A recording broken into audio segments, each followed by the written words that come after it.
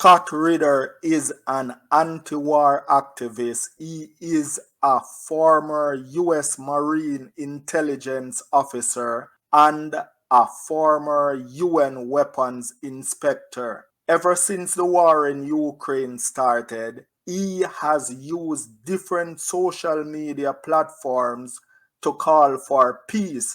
Now he is calling for peace in Palestine. Since this week, he was pulled off a plane and not allowed to travel to Russia by the U.S. State Department, and his passport was taken away. People said they knew this about him, but I did not know. He admitted to Jimmy Dore that he is a registered sex offender and spent 3 years in prison for said crime. He said that he is innocent. Guru family, I will let him explain it. As you know, I was arrested and charged and convicted as a sex offender. I disagree with those charges. I've disputed them. It doesn't matter. As far as the U.S. government's concerned, I am a registered sex offender. They passed laws recently that require registered sex offenders to have a stamp in their passports, the stamp of shame. The idea is to shame you into not traveling. I don't care. The government can put any label on me. I don't accept the label. People, I did not even know that there was a special stamp that they put in your passport when you're a sex offender. I didn't know. This is news to me. That means Nicki Minaj's husband probably has one of those stamps in his passport. Wow. I reject the label. But my passport was issued to me in 2021 without the stamp of shame. And I'm thinking that the U.S. government decided that this was the time to revoke the passport unilaterally, because that's the only condition under which they can revoke the passport unilaterally. So I think they did that, but they're not telling me. They're not communicating with me. I'm left to speculate wildly. But when I run through the range of options as to why they would do this, the only one that has any plausibility is that my passport didn't have the stamp of shame. And so they revoked it, and now they're going to make me wait for a period of time before they allow me to get a passport with the stamp of shame. But once I get it, as I do with everybody, I communicate freely. I let every country I know that I was arrested. These were the charges. This is a conviction. I oppose it. It's up to you to decide whether or not you believe my side of the version. I don't care. If you believe my side of the version, you want. And a lot of people said that this is not the first time he's talking about it. So I guess he has let the world know about it. Maybe I'm the last one that did not know. Want me to come and participate in activities? I'll do that. If you are like the British and say, no, you'll never be allowed back in. I've been to London many times. I don't need to go to London again. I don't care what other people think. I know what the truth is, but that's what I think is going on right here. So I do believe that eventually I'll get my passport back. But until I overturn this conviction on appeal, they're going to put a stamp of shame in my passport. That's what I believe is happening.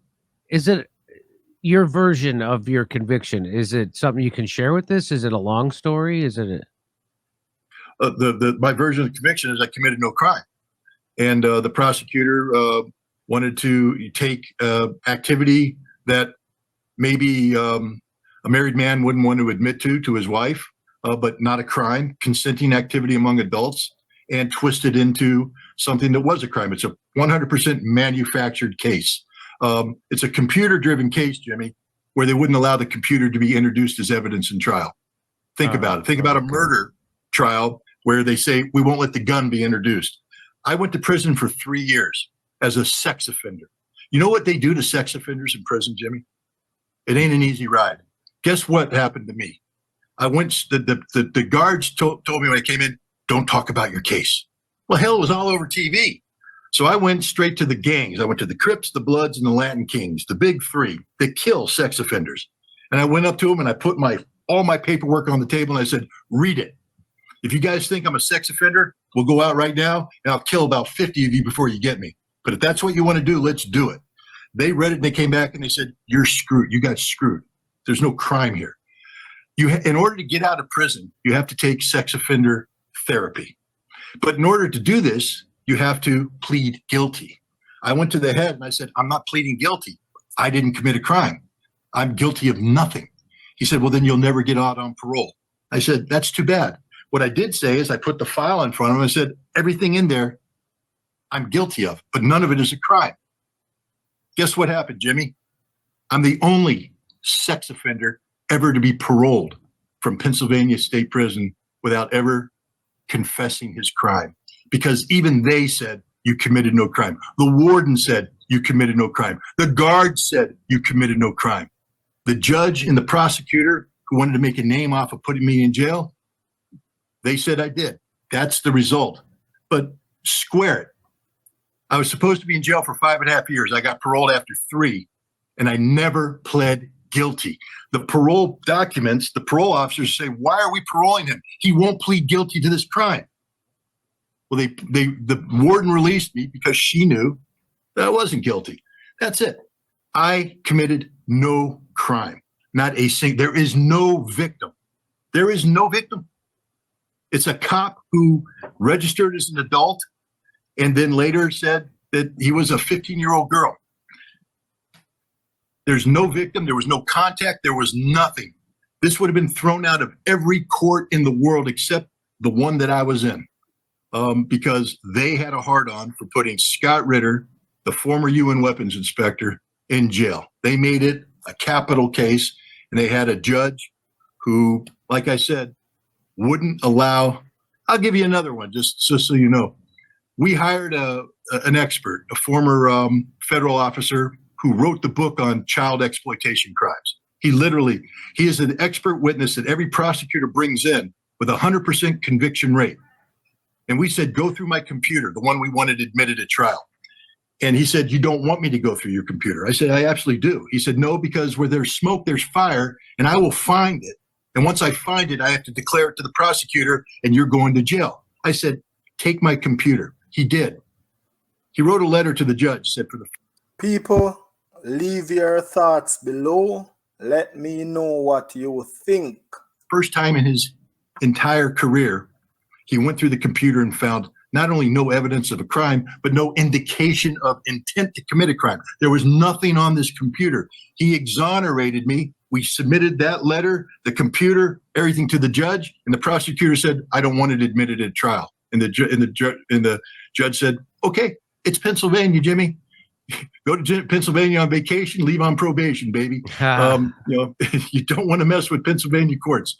I was railroaded. That's my version of events. I'll stick with it because it's all fact-based. I have documents to back everything I said. Someday I may even write a book about it.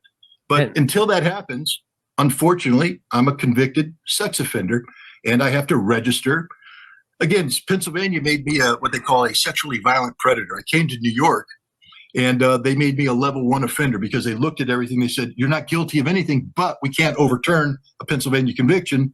But they made me a level 1 offender, which means no notifications, no restrictions, no nothing. But I do have to register. And because of that registration requirement, the United States government can insist that I put the stamp of shame in my passport. And so, is this prosecution of you, is it because you are a thorn in the side of the establishment and the war machine? Let's put it this way. The police officer who did the so-called sting knew that no crime had been committed, and that paperwork was in his safe. But he had told me at the time, you better get a lawyer because we're going to come after you. We're going to seize all your computers. And so I got a lawyer.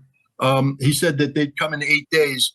That's when I said, well, rather than come to my house and raid it, why don't we get our computer looked at and I said, why don't we turn my computer over to the prosecutor so they understand no crime was committed? My lawyer said, we can't turn the computers over without them being checked first. As a lawyer, I can't allow you to do that. So that's when we had them checked. Nothing was found. then we waited 2 months and nothing came from Pennsylvania. So my lawyer went and met with the prosecutor and said, I understand you guys are looking at it. And the prosecutor went, what? I don't know what you're talking about. And they went back and finally the prosecutor said, we got to give me a name. And he said, well, Scott Ritter. And the prosecutor went, As soon as my lawyer left, he called the cop and said, there's something in your safe. Yeah. Scott Ritter. Yeah. Bring it. And that's when they started manufacturing the case. Yeah. It's only because of who I am. If I was anybody else, this never would have been brought to trial because no crime was committed. Okay.